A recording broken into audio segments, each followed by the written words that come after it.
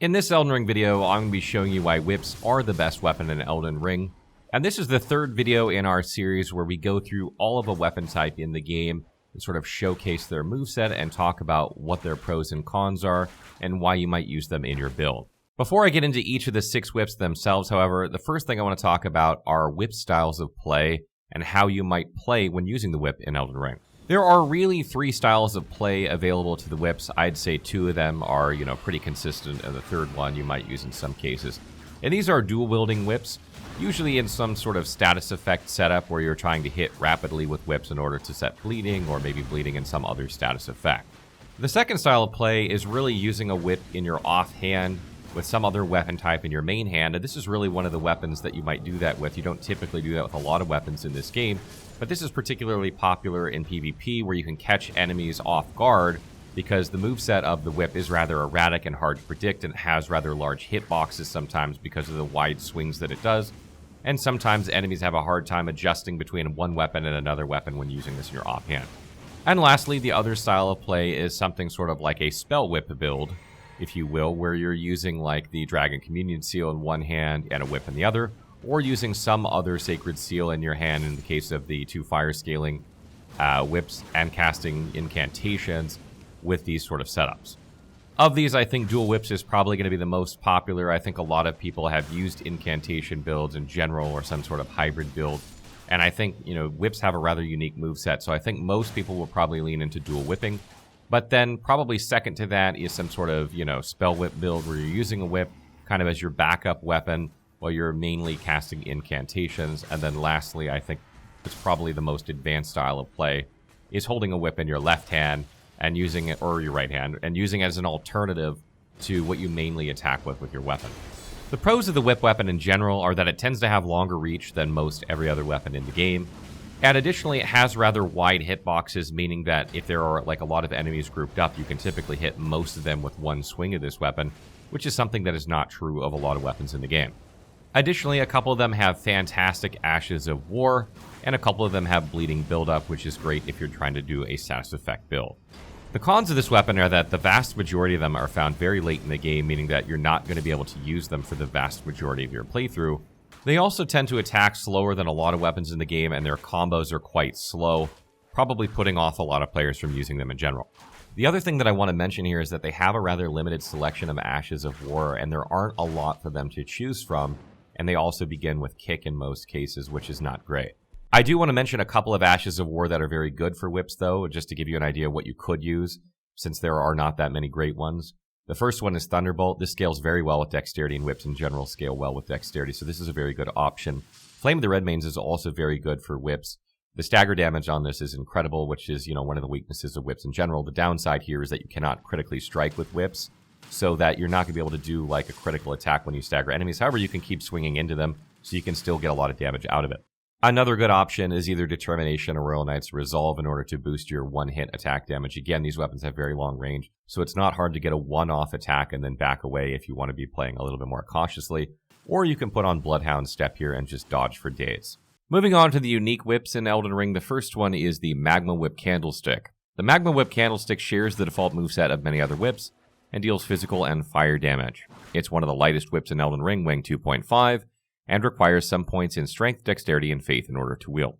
The pros of this weapon are that it cannot be parried. It has higher attack rating than all non-unique whips except Keen Urumi. It does both fire and physical damage, which makes it benefit from Flame Grant Me Strength doubly. And Sea of Magma also does both physical and fire damage, making it benefit from Flame Grant Me Strength doubly. And lastly, Sea of Magma is arguably the strongest weapon skill of all whips. The cons of this weapon are that it has the shortest range of all whips. It has no bleed buildup on hit. It's found relatively far into the game by doing Patch's quest line in Volcano Manor, and is missable.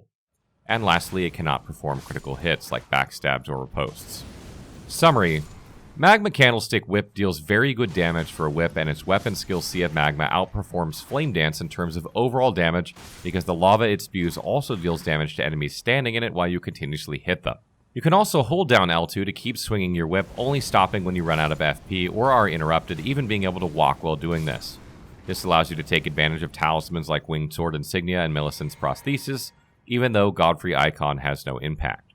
The biggest issue with this weapon is that it has poor range compared to other whips, and you might miss more often than you think because nearly every other whip has a shared longer range, and you might be used to the distance when fighting.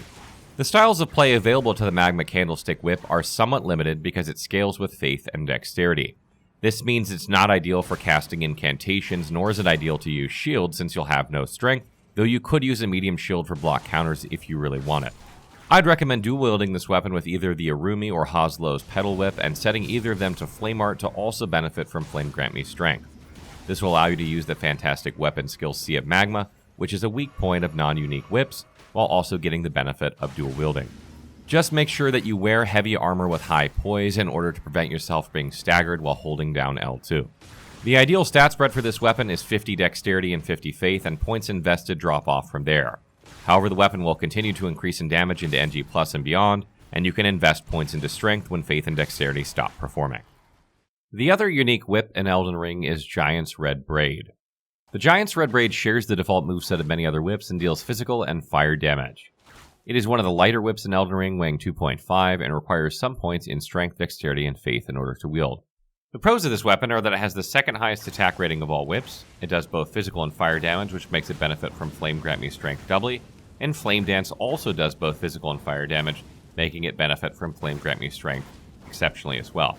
Flame Dance is a solid weapon skill that deals decent damage rapidly in a large AoE, making it good against single enemies or groups. And lastly, it cannot be parried. The cons of this weapon are that it has rather high requirements for a whip, it has no status effect buildup on hit, you cannot perform critical hits with it, either backstabs, riposts, or other, and it's found extremely late in the game after defeating the Fire Giant. Conclusion. The Giant's Red Braid is a very good whip to build around, particularly if you plan to use incantation, since it scales with both strength and faith, allowing you to use the Clawmark Seal effectively. It also has a fantastic weapon skill in Flame Dance that strikes repeatedly in a large AoE, hitting many enemies at once. It also benefits from talismans that increase attack power with repeated attacks like Winged Sword Insignia, which is a huge bonus. Because both the weapon itself and its weapon skill both deal physical and fire damage, it benefits greatly from Flame Grant Me Strength, making it almost a must for any build using this weapon, and if you're going to use Flame Grant Me Strength, you might as well also use Golden Vow to further boost your damage and protection.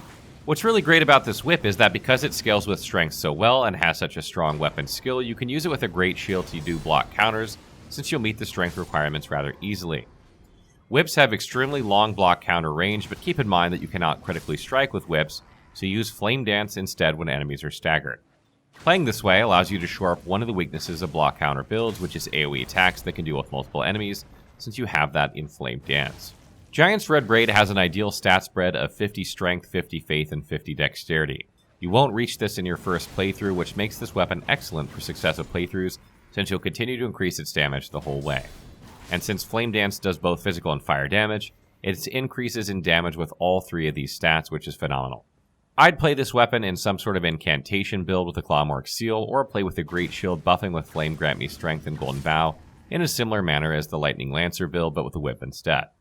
Keep in mind that you will want very high poise when using Flame Dance, or you'll be easily interrupted.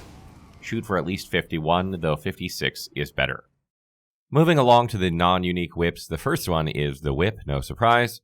Whip shares the default moveset of many other whips and deals physical damage. It's the lightest whip in Elden Ring, weighing 2, and requires some points in strength and dexterity in order to wield. The pros of this weapon are that it's the lightest whip in Elden Ring. You can change the Ash of War and affinity on it. It has very good bleed affinity scaling that puts it on par with other infusible whips, but only at higher stats. It can be found extremely early on in the game at Castle Morn, and cannot be parried. The negatives of this weapon are that it has the lowest damage of all whips in nearly every case. It has no bleed buildup on hit. It has a very limited selection of Ashes of War, most of which are not useful, and it cannot perform critical hits. In summary, the whip is the weakest of all whips in Elden Ring, and the only reason to really use it is because you can find it so easily in the game compared to most other whips, making it the only option for some time. It has the lowest attack rating in every possible infusion and provides no bleed buildup on hit, unlike the Thorned Whip and Hoslow's Petal Whip. You gain the most damage from this weapon by using lightning and fire infusions, with magic pulling up a close second and sacred and flame art a near third in terms of total attack rating. However, these infusions apply split damage of physical and fire, lightning, holy, or magic, so you'll have to make sure enemies you're facing do not resist these types, or you'll do less damage than a pure physical damage infusion.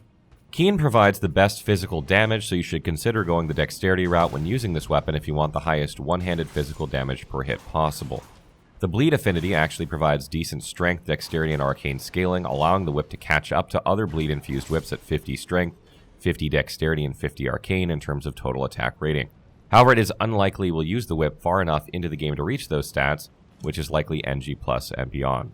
I highly recommend using this weapon in a dual-wield setup with another whip like the Urumi until you are able to swap it out with either the Thorned Whip or Hoslow's Petal Whip, which adds bleed buildup natively. Keen is your best scaling option until you acquire Hoarfrost Stomp or the Glintstone Wet Blade, at which point Cold has the same attack rating more or less, but also applies Frostbite with each attack. If you don't mind the split damage, go with Cold from this point onward, otherwise stick with Keen. Next up we have the Thorned Whip. The Thorned Whip shares the default moveset of many other whips and deals physical damage. It is one of the lighter whips in Elden Ring, weighing 2.5, and requires some points in strength and dexterity in order to wield. The pros of the Thorned Whip are that hits with this weapon cause bleed buildup. You can change the Ash of War and affinity on it rather easily. You can acquire 2 in a single playthrough without having to have one dropped by another player, and finally it cannot be parried. The cons of this weapon are that it's very difficult to farm from the prelate enemy in the mountaintops of the giants. It's found extremely late in the game in the mountaintops of the giants. It has the second lowest damage of all whips. It is a very limited selection of Ashes of War, most of which are not useful, and finally, it cannot perform critical hits. Conclusion. The biggest assets of this weapon are that it applies bleed buildup natively with each hit, and that you can get 2 of them without having another player drop them, but it by and large follows a similar pattern of the basic whip in that it tends to be outperformed by every other whip in terms of attack rating, except the whip itself. You also cannot even acquire it until near the end of the game, so it's not something that will play a major part in any normal playthrough.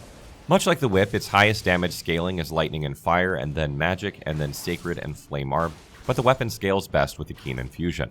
Unlike the whip though, Occult is a viable option for this weapon because points in arcane will increase the bleed buildup of each strike, as well as increase its attack rating. Occult affinity has a lower attack rating than keen, but only by about 20 damage, which in my opinion is an easy trade-off for nearly double the bleed buildup at 50 arcane. Make sure to use Lord of Blood's Exaltation and White Mask if you're set up this way. Cold is another great option here to not only stack double status effect buildup with each hit, Frostbite and Hemorrhage, but also because the attack rating is nearly identical to Keen, giving you an edge as long as enemies are not magic resistant. If you're going to use this weapon, I highly recommend either dual wielding 2 of them, or one of them and a Hoslow's Petal Whip in a status effect build that goes the Cold route, stacking Frostbite and Hemorrhage, or using this weapon with the Dragon Communion Seal and going the Occult route in some sort of Spell Whip build. Next up we have the Urumi. The Urumi has a unique charged R2 attack that is a slash followed by a very long thrust attack and deals physical damage. It's one of the heavier whips in Elden Ring, weighing 3, and requires some points in strength and dexterity in order to wield. The pros of this weapon are that it has the highest attack rating of all whips when it's using the Keen affinity. It has higher attack rating than all other infusible whips at any affinity, and keeps pace with both Magma Whip Candlestick and Giant's Red Braid when using the Fire and Flame Art infusions. You can change the Ash of War and affinity on it. It is found relatively early on in Elden Ring inside Caria Manor. Its unique R2 has extremely long reach, and it cannot be parried. The cons of this weapon are that it has no bleed buildup on hit. The charged R2 has strange hitboxes that can miss easily. There are a very limited selection of Ashes of War on whips, and most of which are not useful, and it cannot perform critical hits. Conclusion. The Urumi is the pound-for-pound king of whips in terms of overall attack rating. Not only does it have the highest attack rating of any whip when using the Keen affinity, it matches or surpasses every other whip when set to other or similar affinities. You can also get it relatively early on in the game, making it the go-to whip for a large stretch of gameplay or possibly even the entire game. The unique charged R2 has very good range, making it a nice addition to the whip moveset if you want to eke out even a little bit more range, and you can use the Axe Talisman to boost its damage. However, the hitbox of this is pinpoint small and lands to the right of your lock-on, causing it to miss in many cases where it shouldn't. Use this against larger targets that are much wider for best results. The biggest downside of this weapon is that it only does slightly more damage than Hoslow's Petal Whip when using any other infusion aside from Keen, and that whip also has bleed buildup on hit. However, many players may not know how to acquire that whip early on, making this a good option if they don't. Once you acquire the Urumi, you should only have 2 whips available to you unless you kill Dielos, so this is the earliest you can dual wield them. Since the Urumi and whip both scale well with the Keen affinity, this is not a bad option until others become available if you wish to go the dual wield route. Otherwise, you could go with Cold Infusion for Frostbite buildup, or you can change to Lightning or Fire and Sacred or Flame Art as you find these Ashes of War or Wet Blades. These are all good options for dual wield. The Urumi also has exceptional magic damage, making it a strong pick for a Spell Whip sort of build that has high intelligence and uses sorceries with a staff in the other hand, but barely outperforms Hoslow's Petal Whip and total attack rating, and that has bleed buildup, so consider swapping it out once you get it. And lastly, we come to Hoslow's Petal Whip. Hoslow's Petal Whip shares the default moveset of many other whips and deals physical damage. It's the heaviest whip in Elden Ring, weighing 3.5, and requires some points in strength and dexterity in order to wield. The pros of this weapon are that it causes bleed buildup with every hit. It has nearly as good attack rating as the Urumi in most cases. You can change the Ash of War and affinity on it rather easily. You can acquire 2 of these in a single playthrough without having another player drop one. It can be found relatively early on in the game if you kill Dialos, and it cannot be parried. The negatives of this weapon are that it has shorter range than most other whips, although by only a very small amount. It has a very limited selection of Ash of Wars, which are not particularly useful. It can take a very long time to get this weapon if you're unwilling to kill Dialos. And finally, it cannot perform critical hits. Conclusion.